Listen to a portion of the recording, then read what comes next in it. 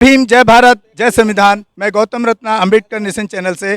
सबसे पहले तो आज बहुजन समाज पार्टी और बामसेफ के डीएस4 के संस्थापक मान्यवर काशीराम जी के जन्मदिन पर पूरे देश और सभी बहुजन समाज को मेरी तरफ से शुभकामनाएं। और हमारे साथ हैं अभी दलित प्रेरणा स्थल पर प्रोफेसर राजकुमार जी, और एक बहुजन एक्टिविस्ट हैं, और जो समाज को जागरूक करने के लिए डिफरेंट डिफरेंट बहुत सारे चैनल पर जाकर भी बोलते हैं, और अपने और बहुत सारे एक्टिविटी हैं जो समाज को मजबूत करने के लिए वो काम कर रहे हैं। सर, आपका बहुत बहुत स्वागत है हमारे चैनल पे।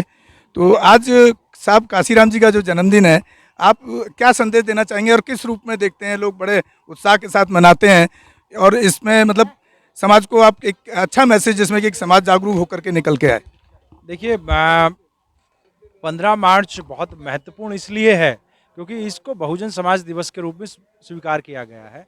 मान्यवर साहब के जीवन काल में ही इस दिन को बहुजन समाज दिवस का मतलब है जाति के आधार पर तोड़े गए, जाति के आधार पर बिखराए गए, जाति के आधार पर सताए गए लोगों का अपने विचारधारा के आधार पे, अपने संगठन के द्वारा, अपने नेतृत्व के द्वारा इकट्ठा किया जाना बहुजन समाज के रूप में। जाति तोड़ो समाज जोड़ो आंदोलन मान्यवर काशी साहब चलाते हैं। इसलिए उनके संघर्ष को स्वीकार करते हुए, उनके संघर्ष को रिकॉग्नाइज करते हुए, उनके संघर्ष को मान्यता देते हुए, उनके संघर्ष को सैल्यूट करते हुए अब पूरे देश दुनिया के अंदर 15 मार्च को बहुजन समाज दिवस के रूप में स्वीकार किया जा रहा है। ये अपने आप में एक बड़ी चीज़ है कि आप किस प्रकार से जाति के आधार पे आपको तोड़ा गया है, तो जाति के आधार पे आप जुड़ के अपने लोकतांत्रिक अधिकारों को सुनिश्चित कर सकते हैं। आपके वो सारे मानवीय अधिकार, मानवीय गरिमा जो इस देश में जाति ने आपसे छीनी है, अगर आप इकट्ठा हो सकते हैं तो फिर वो आपको सुनिश्चित की जा सकती है। मान्यवर साहब ने ये एक मूल मंत्र हम लोगों को दिया है।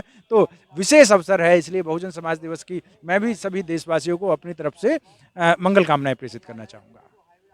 सर, आपने भी सुना होगा, और मैं भी साहब काशीराम जी के साथ काफ़ी टाइम में रहा हूँ। सन 84 में मैं स्कूल में पढ़ता था, तभी ज्वाइन कर लिया था।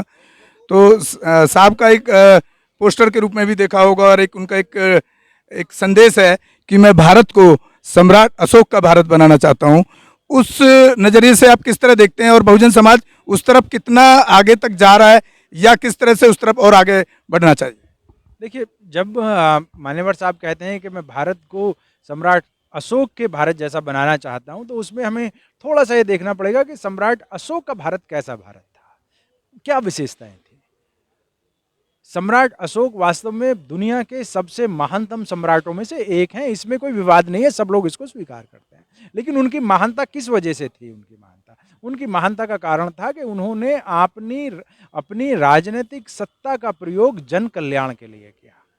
जन कल्याण के ही लिए नहीं किया, बल्कि प्राणी मात्र के लिए उन्होंने अपनी राजनीतिक सत्ता का इस्तेमाल किया। और एनवायरमेंट के लिए, एनिमल राइट्स के लिए, ह्यूमन राइट्स के लिए मैं समझता हूँ कि उससे बढ़िया समय भारत के इतिहास में कभी भी नहीं रहा जो मौर्य काल था। सिर्फ यही बात नहीं थी, उनकी जो विचारधारा थी, उनकी विचारधारा क्या थी? उनकी विचारधारा थी बहुजन हिताय बहुजन सिखाय।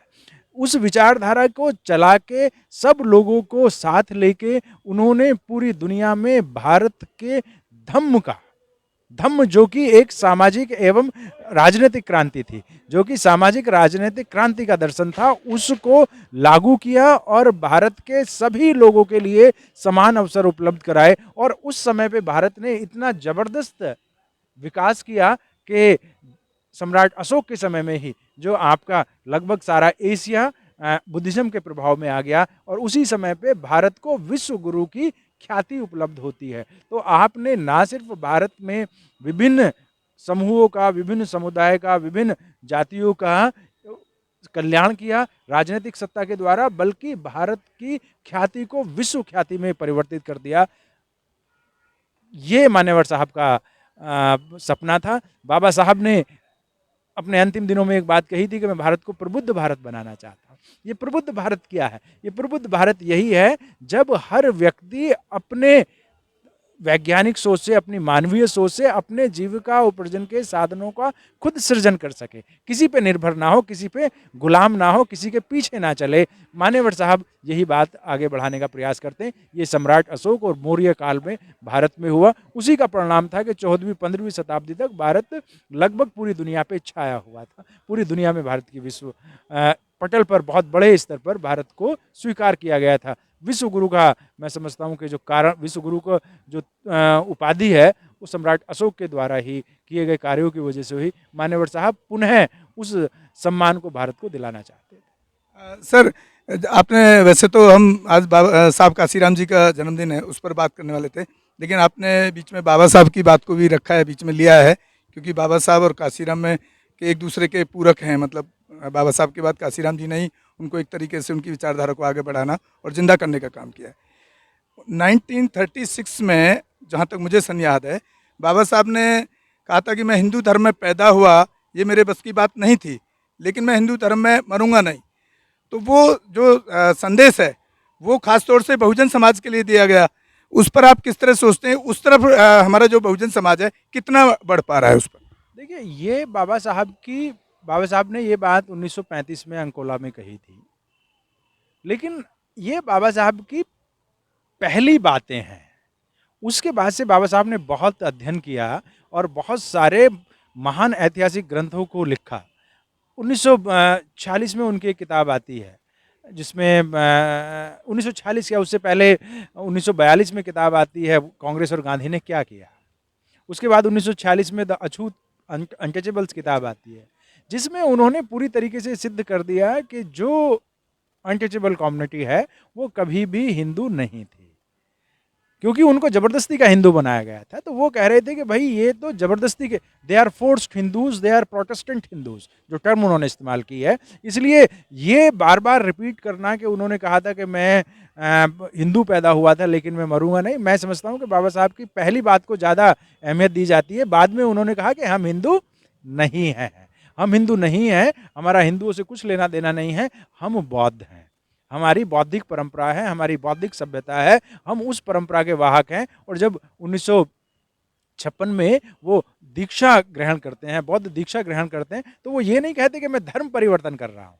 उन्होंने ये कभी नहीं कहा। उन्होंने कहा कि I am embracing religion of my ancestors, मैं अपने पूर्वजों के धर्म में वापस जा रहा हूँ। और ये वो द अनटचेबल किताब में भी लिखते हैं, अपने ज़्यादातर रेफरेंसेस में इस बात का जिक्र आता है। आपकी बात का जो दूसरा पक्ष है कि समाज आगे कहाँ तक उस चीज़ पे जा रहा है, आगे किस तरीके से देख रहा है। देखिए, जब भारत में पहली जनगणना होती है, 1885 में पहली जनगणना होती है, तो उस समय पे ज़्यादातर लोग मैं कह रहा हूँ, ज़्यादातर लोगों का ये वो था, भारत की बहुसंख्यक लोगों ने, बहुसंख्यक मतलब 40% लोगों ने कहा कि उनका कोई धर्म ही नहीं है।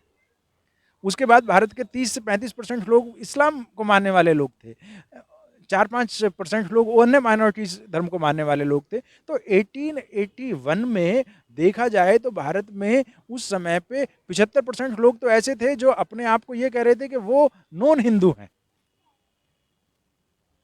लेकिन जैसे जैसे समय बीतता गया, ये चाहे वो आप मनुवादी व्यवस्था कह सकते हैं या कांग्रेस का प्रभाव कह सकते हैं, बाद में आरएसएस का प्रभाव कह सकते हैं, या कांग्रेस का शासन 1947 में हुआ, तो ये हो गया कि भाई जो क्रिश्चियन नहीं है, जो इस्लाम को मानने वाला नहीं है, जो ये दोनों रिलीजन को मानने वाला नहीं है, वो हिंदू है यहाँ पे। इसीलिए आप अभी भी अधर में अपनी पहचान नहीं लिखवा पाते हैं। तो ये हमारी टेक्निकल प्रॉब्लम है। लेकिन बहुजन समाज को किस प्रकार से अपने आप को ब्राह्मणवाद से, चंगुल से मुक्त करना चाहिए, उसके लिए मान्यवर कांसीराम साहब ने बड़े स्तर पे यहाँ के सामाजिक आंदोलन को मजबूत किया। और हमारा देश के विभिन्न राज्यों में जो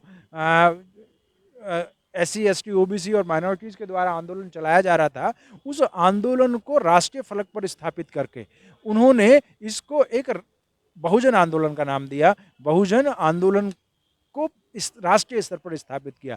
इससे क्या हुआ कि लोगों के मनों में जो ये विचार आए हुए थे, या जबरदस्ती उनको बता दिया गया था कि आप हिंदू मानने वाले हैं, आप हिंदू हैं, या आप देवी देवताओं के प्रभाव में हैं, या आप दूसरे इस तरह के जो अवैज्ञानिक चीज़ें हैं उनके प्रभाव में, उससे बहुत सारे लोगों का मोह भंग हुआ है। और आज अम्बेडकराइट मूवमेंट पूरे देश में बहुत तेज़ी से बढ़ रहा है। अगर आप ज्योतिबा फूले के आंदोलन को देखते हैं, आप अयोध्यादास के आंदोलन को देखते हैं, हरिचंद ठाकुर, गुरुचंद ठाकुर के आंदोलन आंदोलन को देखते हैं, आप देश के किसी भी राज्य में चले जाइए तो पिछले 150-200 साल में हर तरफ इस तरह के आंदोलन हुए हैं। उन आंदोलन को कांशीराम साहब ने मजबूती प्रदान की, उनको पुनर्स्थापित किया। और जैसे जैसे आप इस आंदोलन की तरफ जाते हैं तो आपको अपने इतिहास का एहसास हो जाता है, आपको अपने कल्चर का पता चल जाता है, आपको अपनी पहचान का पता चल जाता है। और अगर आप अपनी कल्चर को पहचानते हैं, आप अपनी हिस्ट्री को पहचानते हैं, आप अपनी आइडेंटिटी को पहचानते हैं, तो ऑटोमेटिकली आप ये समझने लगते हैं कि आप किसी वर्ण व्यवस्था का हिस्सा नहीं है, किसी जाति व्यवस्था का हिस्सा नहीं है,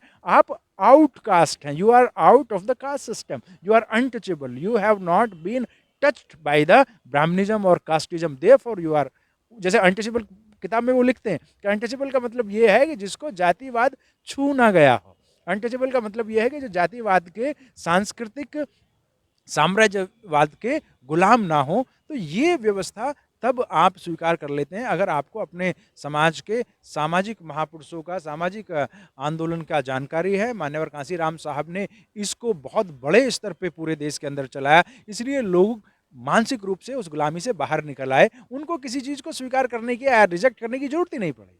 अगर आपको सही से ये पता चल गया कि आप कौन है तो फिर आपको रिजेक्ट करने की जरूरत नहीं पड़ती है। इसलिए आज भारत में बुद्धिज्म एक सोशियो कल्चरल रिवोल्यूशन के रूप में काम कर रहा है, एक वैचारिक आंदोलन के रूप में काम कर रहा है। आप अगर अपने आप को वैज्ञानिक सोच के आधार पर चलाते हैं, आप अपनी बुद्धि का इस्तेमाल करते हैं, आप कुप्रथाओं को छोड़ चुके हैं, आप अंधविश्वासों को छोड़ चुके हैं, तो सीधी सी बात है कि आप बौद्धिक बन गए। अगर आप बौद्धिक बन गए तो आपका ऑटोमेटिकली कन्वर्जन हो गया है उस व्यवस्था से जहाँ पे आप गुलामों का जीवन जी रहे थे। देयरफॉर मान्यवर कांशीराम साहब के जो आंदोलन है, उस आंदोलन ने इतना बड़ा परिवर्तन किया कि देश के अंदर लाखों ऐसे सचेत कार्यकर्ताओं को पैदा किया जिन्होंने ब्राह्मणवाद की जंजीरों को तोड़ दिया। और आज ये आंदोलन फलीभूत हो रहा है। आज मैं कह सकता हूँ कि देश में कितने औपचारिक रूप से आप देखेंगे कि 1 करोड़ के आसपास बुद्धिस्ट अपने आप को लिखने वाले जनसंख्या में हैं, या जिनको आप बुद्धिस्ट कहते हैं। लेकिन इसमें कोई शक नहीं है कि भारत में आज 100 करोड़ लोग ऐसे हैं जो बहुजन आंदोलन के विचारधारा को स्वीकार कर चुके हैं, और वो अपने आप को देर सबेर उन संस्कारों, उन व्यवस्थाओं से भी बाहर निकाल लेंगे जिन्होंने उनका इतिहास में दोहन किया था या जिन्होंने उनको गुलाम बनाने का प्रयास किया था। बड़े स्तर पे ये चीज़ें हो रही हैं आज की तारीख में, क्योंकि कई बार राजनीतिक परिस्थितियाँ बदल जाती हैं, कई बार राजसत्ता बदल जाती है, कई बार आर्थिक स्थिति खराब होती है। इसलिए हो सकता है कि आज आपको बहुत मजबूती से ये चीज़ नज़र ना आ रही हो, लेकिन लोगों में ज्ञान का प्रसार हुआ है, जिसको हम सम्यक दृष्टि बोलते हैं। उस दृष्टि का प्रचार हुआ है और संकल्प के सहारे लोग आगे बढ़ रहे हैं। मैं समझता हूँ मान्यवर कांशीराम साहब इसमें एक मील का पत्थर साबित हुए हैं लोगों को मानसिक रूप से उस गुलाम की व्यवस्था से बाहर निकालने के लिए। उन्होंने बताया कि आप शासक बन सकते हैं, आपके अंदर वो ताकत है, उस ताकत को जस्ट रियलाइज करना है। तो साथियों, आप सुन रहे थे प्रोफेसर राजकुमार साहब को, जो अपने हर प्रोग्राम में और अपने तरीके से तर्कशील चीज़ों को लाकर के सामने बहुजन समाज को जागरूक करने का काम कर रहे हैं, मुहिम चला रहे हैं। तो इसी के साथ हम राजकुमार जी से और बात करेंगे किसी और दूसरे मुद्दे पर। बुद्धं शरणं गच्छामि। अंबेडकर नेशन चैनल आर्थिक समस्या से गुजर रहा है।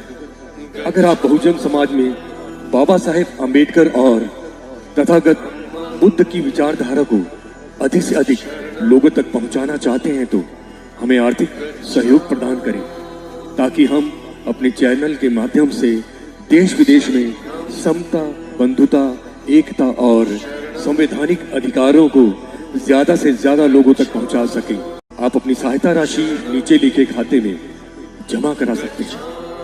खाता धारक गौतम रत्ना, खाता संख्या 3169576865 IFSC कोड SBIN 0060336, बैंक भारतीय स्टेट बैंक। आप हमारे बैंक खाते का विवरण स्क्रीन पर भी देख सकते हैं।